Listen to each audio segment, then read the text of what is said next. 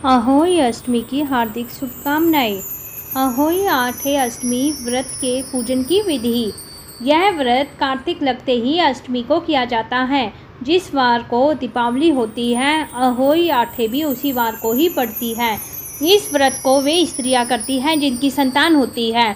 बच्चों की मां दिन भर व्रत रखे, सायंकाल को अष्टकोष्ठक की अहोई की पुतली रंग भर के बनाए और उसी पुतली के पास सेई और सेई के बच्चों के चित्र बनाए और उनका पूजन सूर्यास्त के पश्चात तारों के निकलने पर करें।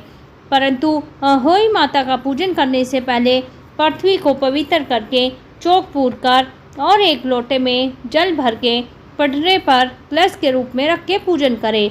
तत्पश्चात अहोई माता की कहानी सुने। पूजा के लिए चांदी की अहोई शाहू बनवाए, उसमें चांदी के 2 मणिक डलवाए जिन्हें दाने या मोती भी कहते हैं, और जिस प्रकार हार में पेंडल लगा हुआ होता है उसी प्रकार अहोई शाहू और दाने डलवाए। फिर अहोई माता की रोली, चावल, दूध और भात से पूजा करे। जल से भरे लोटे पे सथिया बना ले। एक कटोरी में हलवा रुपये का ब्याना निकाल कर रख ले। 7 दाने गेहूं के हाथ में लेकर और गले में अहोई शाहू को डाल के अहोई माता की कहानी सुने।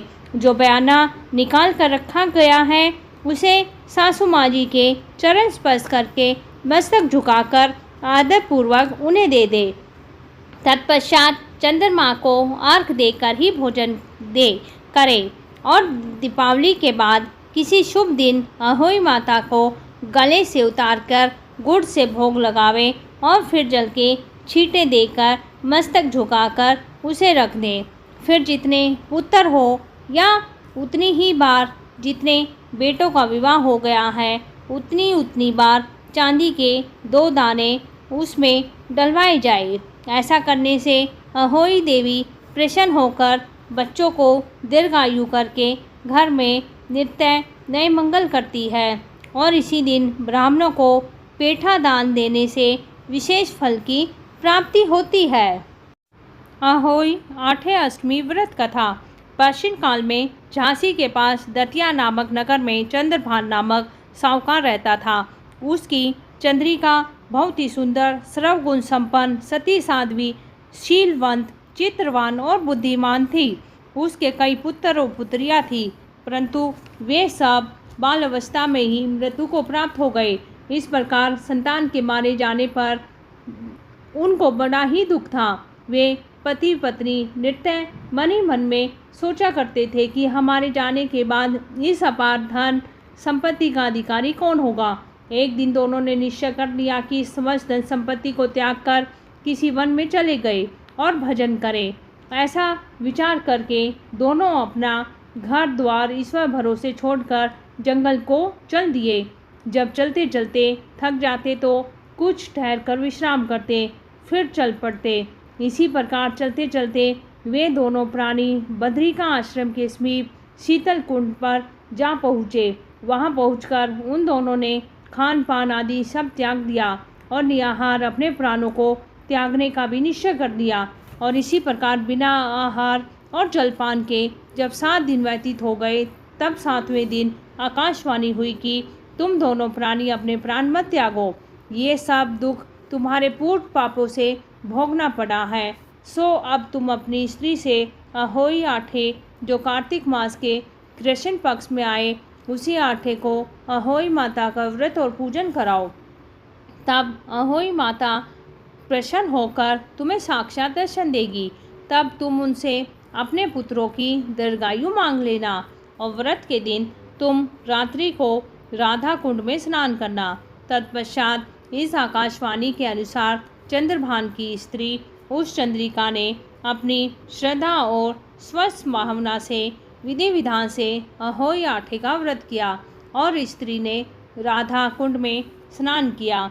जब वे दोनों स्नान करके वापस लौटे तो उन पर प्रसन्न होकर अहोई माता ने प्रत्यक्ष दर्शन देकर वर मांगने को कहा। तब उस साहूकार दंपति ने हाथ जोड़कर कहा कि हे माता, हमारे बच्चे कम आयु में ही मृत्यु को प्राप्त हो जाते हैं, सो आप बच्चों को दीर्घायु होने का वरदान प्रदान करने की कृपा कीजिए। अहोई माता ने उन दोनों की मनोवृत्ति को जानकर उन्हें मुँह मांगा वरदान दे दिया और यह कहकर अहोई माता वहीं अंतर्ध्यान हो गई। इसके बाद शाहूकार और साहूकारनी लौटकर अपने घर आ गए। अहोई माता की कृपा से कुछ ही दिनों के बाद पुत्रवान हो गए। गुणवान बुद्धिमान पुत्र पाकर आनंद विभोर हो गए। अहोई माता की कृपा से इस लोक में सुख भोग के वैकुंठ को चले गए। अहोई आठे अष्टमी की दूसरी कथा। प्राचीन काल में एक साहूकार के 7 लड़के और 7 बहुएं थी और एक बेटी थी। दीपावली से पहले कार्तिक मास की बड़ी अष्टमी को सातों बहुएं अपनी इकलौती ननद को साथ लेकर जंगल में खदान से मिट्टी लेने को गई। जब से वे सब मिट्टी वहां खोद रही थी, वहीं शाहू माता सेह की मान थी। मिट्टी खोदते समय सेह का बच्चा मर गया। शाहू माता ने कहा कि तूने मेरा बच्चा मार कर मुझे निपुत्री कर दिया, इसलिए मैं तेरी कोख बांधूंगी। तब वो ननद अपनी 7 भाभियों से बोली कि तुम में से कोई मेरे बदले अपनी कोख बंधवा लो। 6 भाभियों ने अपनी कोख बंधवाने से इनकार कर दिया, परंतु छोटी भाभी सोचने लगी कि यदि मैं अपनी ननद का कहना नहीं मानूंगी तो कहीं सासू जी मुझसे रुष्ट ना हो जाए, और इसी विचार से उसने अपनी ननद के बदले में अपनी कोख बंधवा ली। इससे जब उसके लड़का हुआ तो वह 7वें दिन मर गया और इसी प्रकार उसके 7 लड़के हुए मर गए। तब एक दिन उसने ज्योतिष को बुलाकर पूछा कि महाराज, ये सब क्या बात है? मेरे जो संतान होती है वह 7वें दिन मर जाती है, सो इसका क्या कारण है? तब पंडित जी बोले, देवी तुम सुरही गाय की पूजा किया करो, क्योंकि सुरही गाय शाहू माता की प्याली है और वे तेरी कोख छोड़े तो तभी तुम्हारा बच्चा जी सकता है। इसके बाद से वह बहू नित्य प्रति प्रातःकाल उठकर चुपचाप सुरही गाय के नीचे सफाई करके अनेक प्रकार से सेवा गिदमत करती, और गौ माता यह देखकर कि शाहूकार के बेटे की बहू नित्य प्रति मेरी बहुत सेवा करती है, गौ माता उनसे बोली कि तू मेरी बहुत सेवा करती है, इसलिए मेरी आत्मा तुझसे बहुत प्रसन्न है, इसलिए मांग, मुझसे क्या मांगती है? साहूकार के बेटे की बहू बोली, शाहू माता तुम्हारी भैली है और उन्होंने मेरी कोख बांध रखी है, सो आप कृपया करके अपनी भैली से मेरी कोख खुलवा दो। और उस दुखियारी की ये बात सुनकर गौ माता बोली, अच्छा। एक दिन गौ माता उसे साथ लेकर 7 समुंदर पर अपनी भैली के पास चल दी। मार्ग में धूप बड़ी कड़क पड़ रही थी, सो वे दोनों एक पेड़ के नीचे छाया में बैठ गई। थोड़ी देर में वहाँ एक सांप आया और उसी वृक्ष पर गरुड़ पंखनी ने बच्चे दे रखे थे। वो सर्प उन बच्चों को डसने लगा। तब साहूकार की बहू ने उस सर्प को मारकर डाल के नीचे दबा दिया, उन बच्चों को बचा लिया। थोड़ी देर में गरुड़ पंखनी आई तो वहाँ खून पड़ा हुआ देखकर साहूकार की बहू को चोंचे मारने लगी। तब वह बहू बोली, मैंने ही तेरे बच्चों को सर्प को मारकर रक्षा की है और तू मेरी ही दुश्मन हो गई है। साहूकार की बहू की बात सुनकर गरुड़ प्रसन्न होकर बोली, तूने मेरे बच्चे बचाए हैं, इसलिए मांग क्या मांगती है? वह बोली कि हमें 7 समुंदर पार शाहू माता के पास पहुंचा दो। तब गरुड़ पंखनी ने उन दोनों को अपनी पीठ पर बैठाकर लंबी उड़ान भर के उन्हें 7 समुंदर पार शाहू माता के पास पहुंचा दिया। शाहू माता अपनी बहली गौ माता को देखकर बहुत ही प्रसन्न हुई और बोली कि आज बहुत दिनों में मिली है। फिर वह बोली, बहन मेरे सिर में जुए बहुत पड़ गई है। तब सुरही गऊ बोली, मेरे साथ मेरी भक्तनी आई है, ये सब तेरी जुए निकाल देगी। आज्ञा पाते ही साहूकारनी ने शाहू माता की चुन चुन के सब जुए निकाल दी। शाहू माता बोली, तूने आज मुझे बहुत आराम दिया है, इसलिए मैं तुझसे प्रसन्न हूँ, सो आज जो चाहे मांग ले, मैं तुझे दूंगी। तब साहूकारनी बोली, वचन दो तो मैं मांगू। शाहू माता बोली, अच्छा वचन दिया, कहा अगर यदि मैं अपने वचन से फिरूंगी तो धोबी कुंड में कंकरी हो जाऊं। तब साहूकार की बहू बोली, मेरी कोख तुम्हारे पास बंदी पड़ी है, सो कृपया करके खोल दो। उसकी ये सब बात सुनकर शाहू माता बोली, तूने तो मुझे ठग लिया है। मैं तेरी कोख कभी नहीं खोलती, परंतु अब तो खोलनी पड़ेगी।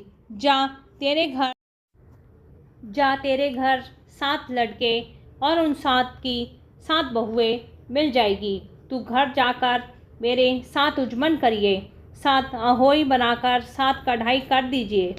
ये सब सुनकर जब वह लौट कर घर पहुंची तो वहाँ 7 बेटे और 7 की 7 बहुएं घर बैठे मिले। यह देखकर वह बहुत ही खुश हुई। तभी उसने 7 अहोई बनाई, 7 उजमन किए और 7 ही कढ़ाई करी। और दिवाली के दिन उसकी जेठानियाँ कहने लगी कि जल्दी जल्दी अपनी चौका पूजा कर लो, अन्यथा छोटी बहू बच्चों की याद करके रोने धोने लगेगी। थोड़ी देर में उन्होंने अपने बच्चों से कहा कि चाची के घर जाकर देख कर आओ कि आज वो अभी तक रोई क्यों नहीं। बच्चों ने आकर कहा कि चाची अहोई बना रही है, वो तो खूब उजमन कर रही है। यह सुनते ही उनकी जेठानियाँ दौड़कर जब उसके घर गई और जाकर कहा कि तूने अपनी कोख कैसे छुड़वाई है। वह बोली, तुमने तो अपनी कोख बंधवाने से इनकार कर दिया था, पर मैंने अपनी छोटी ननद का ख्याल करके अपनी कोख बंधा ली थी। अब शाहू माता ने मुझ पे कृपा करके मेरी कोख खोल दी है, और जिस प्रकार मेरी कोख खोली है उसी प्रकार संसार की सभी नारियों की कोख खोल देना। यह कहानी है। सो हे शाहू माता, इसे सुनने वाली और हुंकार भरने वाली सब परिवार की नारियों की कोख खोल देना, यही हम सब की तुमसे विनती है। धन्यवाद।